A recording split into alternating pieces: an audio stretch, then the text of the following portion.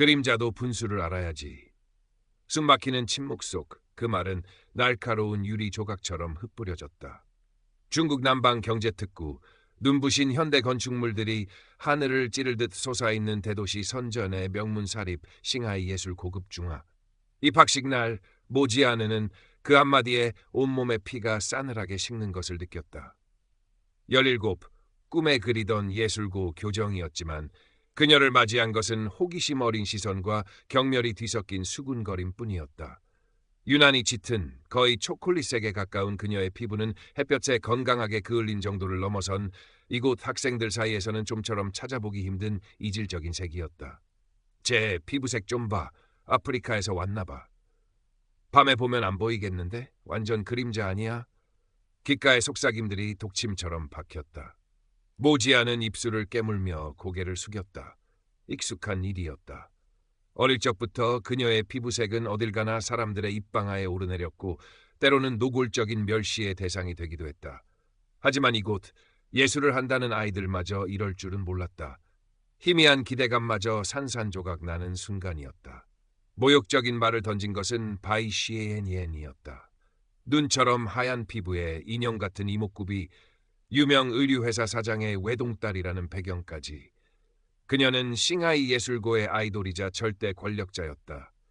의도적으로 모지안의 옆을 스쳐 지나가며 던진 말은 그녀의 존재 자체를 부정하는 듯했다.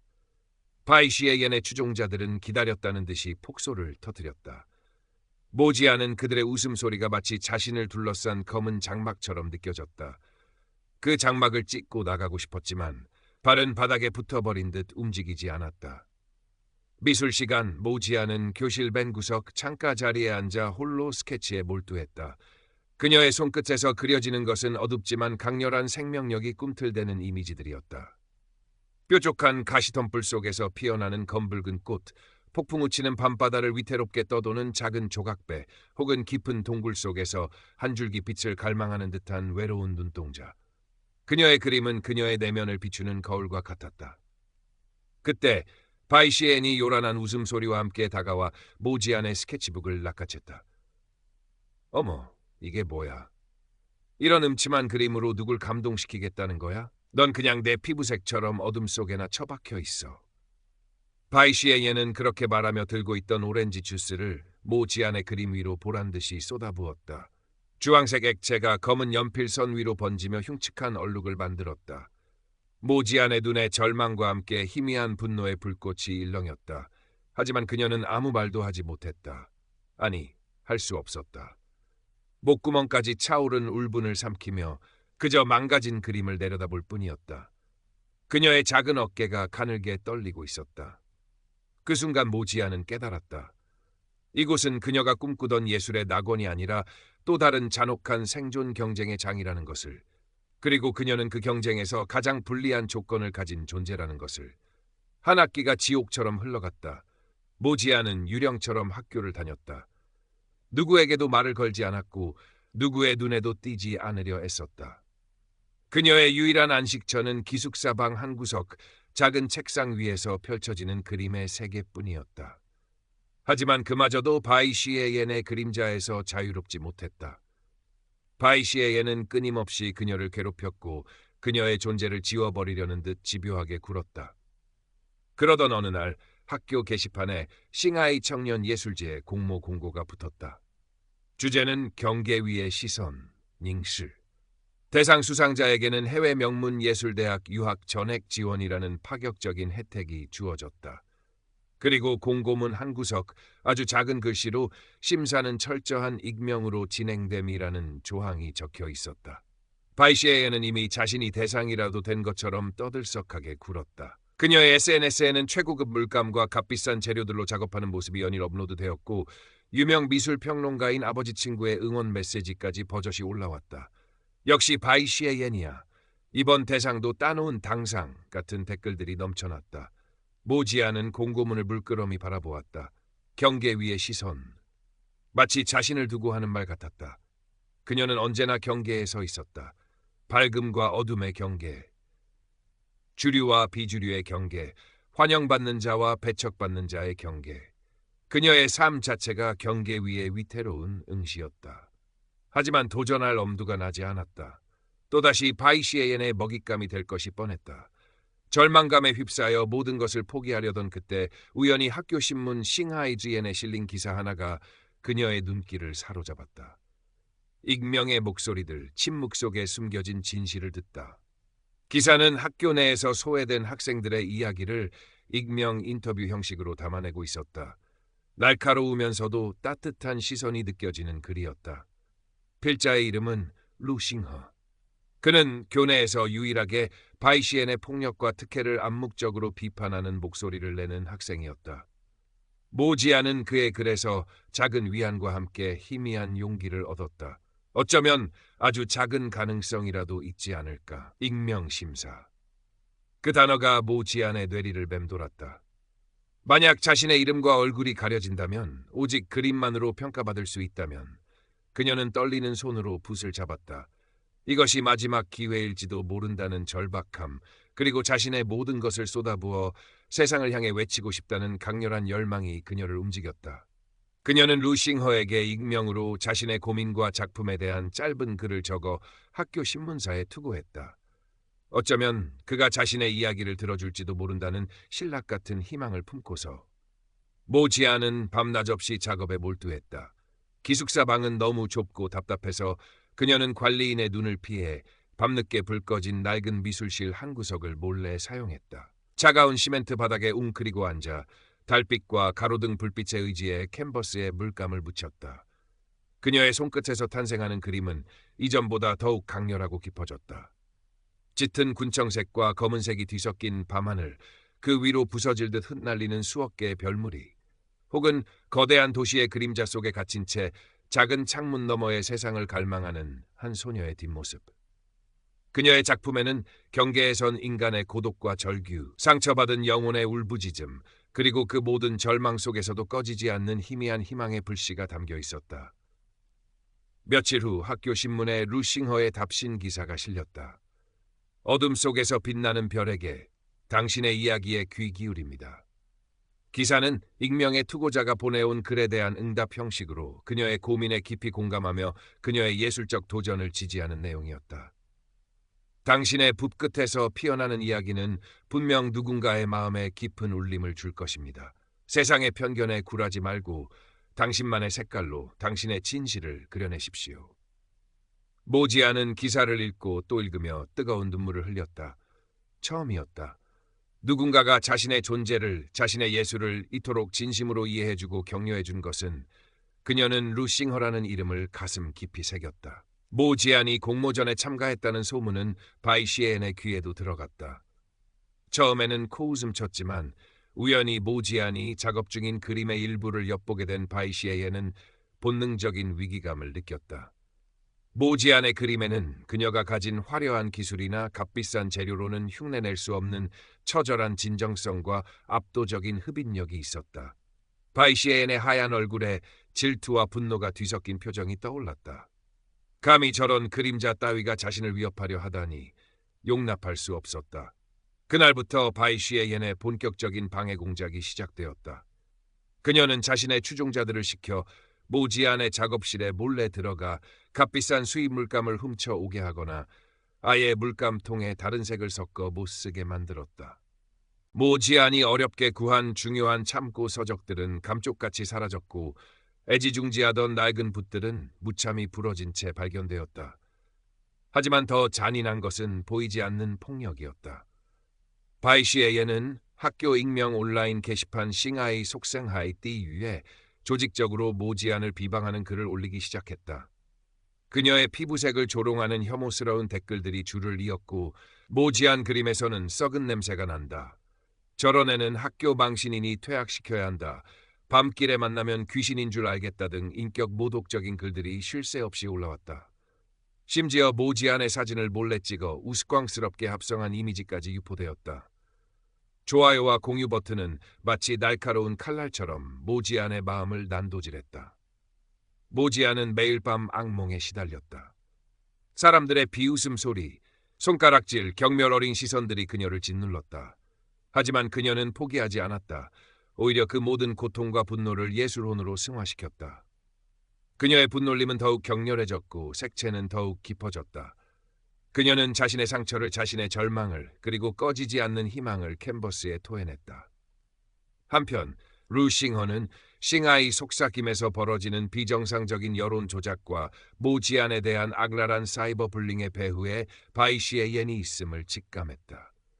그는 더 이상 침묵할 수 없다고 판단하고 학교 내에 만연한 부조리를 파헤치기 위한 심층 취재에 착수했다. 그는 용기를 내어 과거 바이시에옌에게 괴롭힘을 당했던 다른 학생들을 찾아 인터뷰를 시도했다. 처음에는 모두 두려움에 입을 다물었지만 루싱허의 진심 어린 설득에 조금씩 마음을 열기 시작했다. 그 과정에서 루싱허는 바이시에옌의 아버지가 학교 발전 기금이라는 명목으로 거액을 기부하며 딸의 온갖 특혜를 요구해왔다는 충격적인 사실을 알게 되었다. 일부 교사들은 바이시에옌 집안의 눈치를 보며 그녀의 악행을 묵인하거나 심지어 동조하기까지 했다는 내부 교직원의 익명 제보도 확보했다. 진실에 다가갈수록 거대한 벽이 그를 가로막는 듯했지만 루싱허는 멈추지 않았다.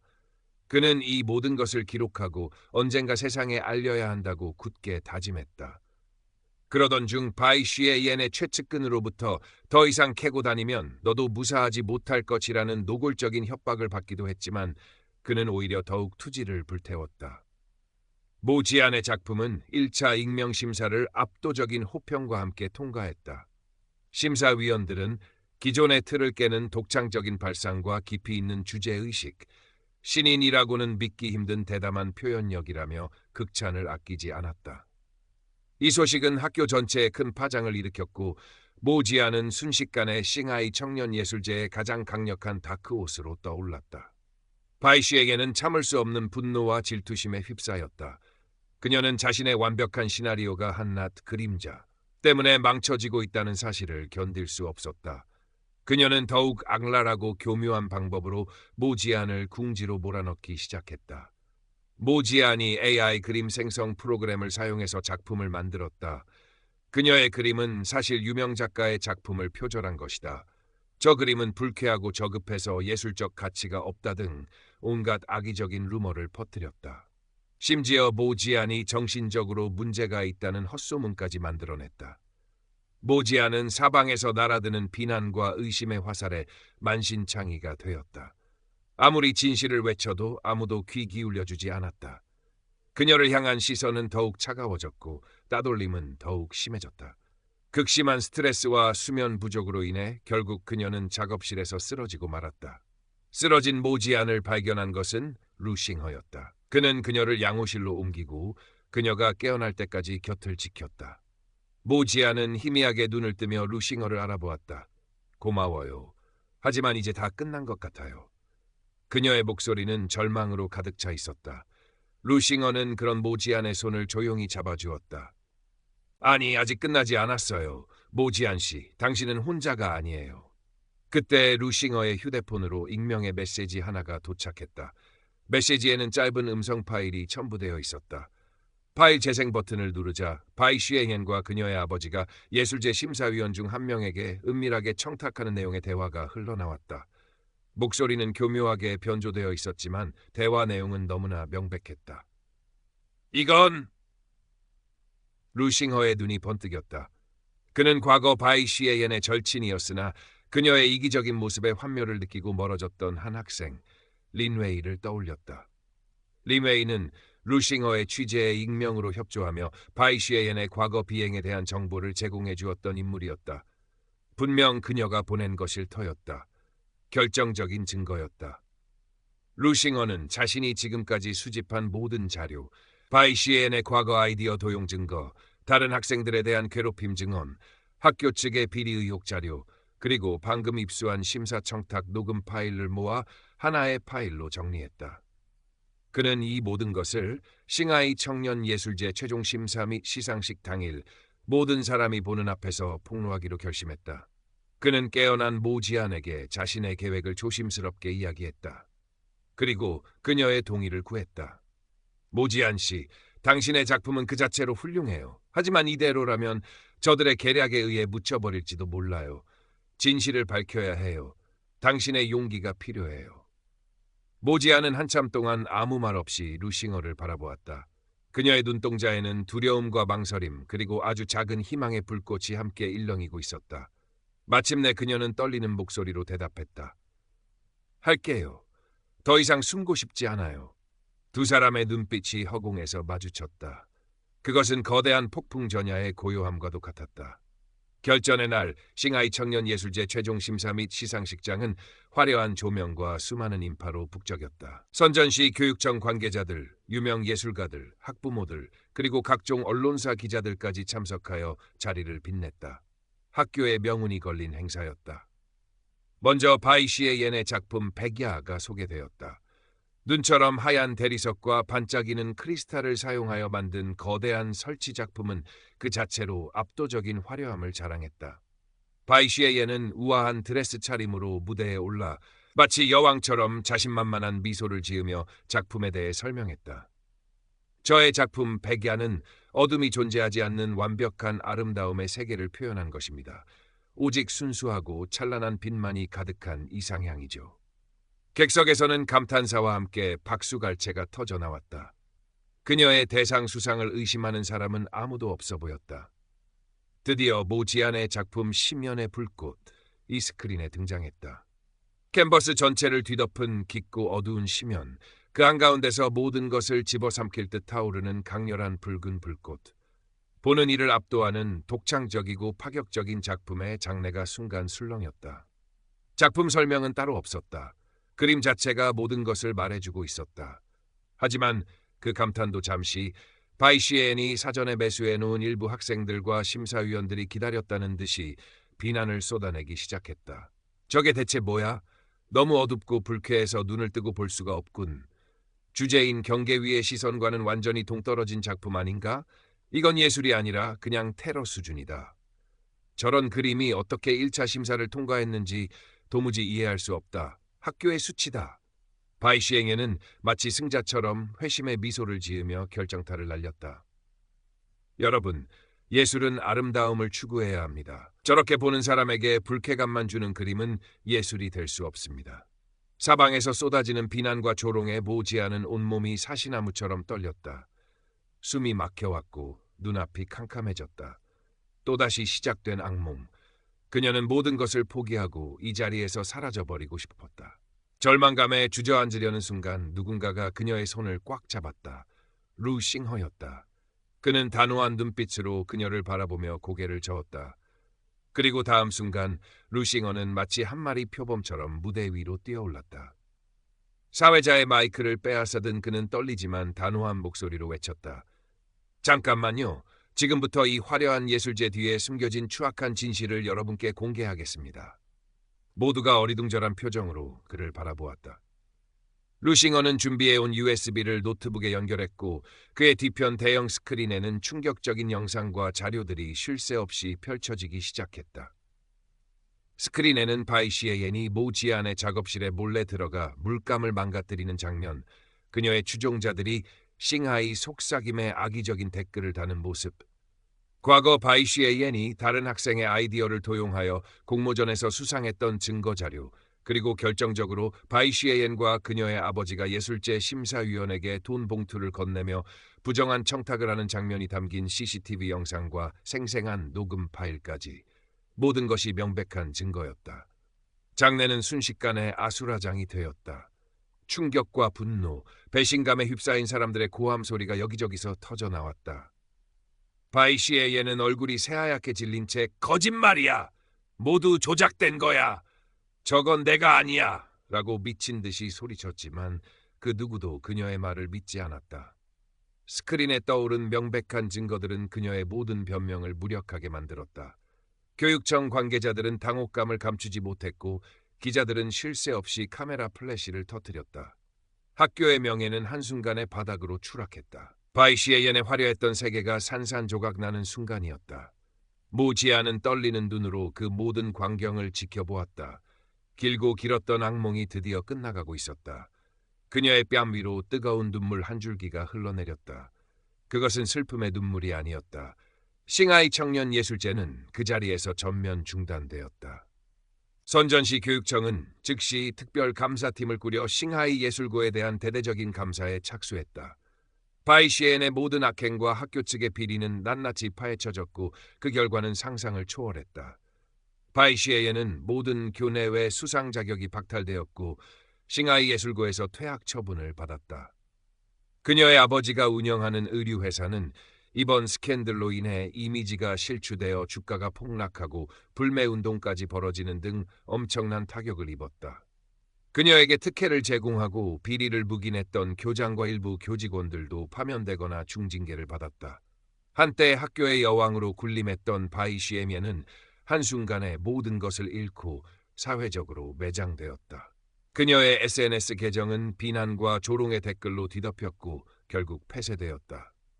모지안의 작품 심연의 불꽃은 논란 끝에 재심사를 거쳐 대상은 아니지만 심사위원 만장일치로 특별예술가상을 수상했다. 원래 대상 수상자에게 주어지기로 했던 해외 유학 지원금은 그녀에게 돌아갔다. 시상식은 조촐하게 다시 열렸고 그 자리에서 모지안은 떨리는 목소리로 수상 소감을 말했다. 제 피부색은 어둠이 아닙니다. 모든 빛깔을 품을 수 있는 깊고 넓은 밤하늘입니다. 그리고 제 그림은 그 밤하늘에 조용히 떠오르는 별들입니다. 이 상은 저처럼 세상의 경계에서 홀로 고통받고 있는 모든 이들을 위한 것이라고 생각합니다. 감사합니다. 그녀의 진심 어린 수상 소감은 현장에 있던 사람들은 물론 방송과 인터넷을 통해 전국적으로 큰 반향을 일으켰다.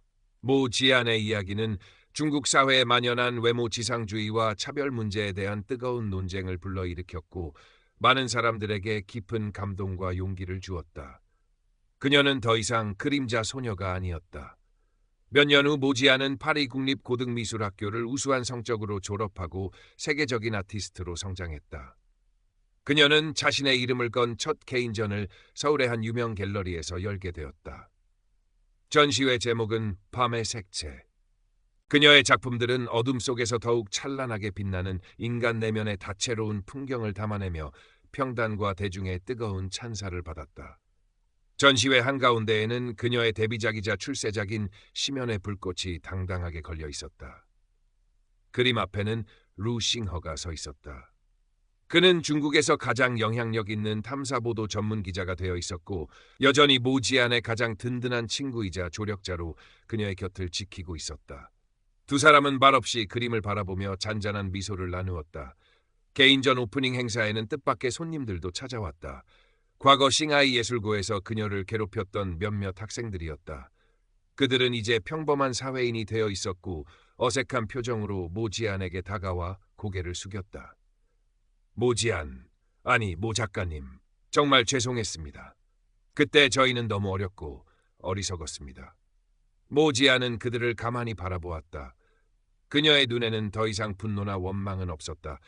그저 깊은 연민과 이해만이 담겨 있을 뿐이었다. 그녀는 담담하게 말했다. 괜찮습니다. 과거는 과거일 뿐이죠. 중요한 것은 지금 우리가 어떤 모습으로 살아가고 있느냐 하는 것입니다. 진정한 아름다움은 당신들이 만들어낸 기준 속에 있는 것이 아닙니다. 그것은 모든 존재가 가진 고유한 색깔과 이야기 속에 있습니다. 부디 여러분도 자신만의 아름다움을 찾으시길 바랍니다. 마지막 장면. 모지안은 개인전이 끝난 늦은 밤 텅 빈 전시장에 홀로 서 있었다. 창밖으로는 서울의 화려한 야경이 펼쳐져 있었다. 그녀는 자신의 그림처럼 다채로운 색상의 실크 스카프를 목에 두르고 있었다. 달빛이 창문을 통해 그녀의 얼굴 위로 부드럽게 쏟아져 내렸다.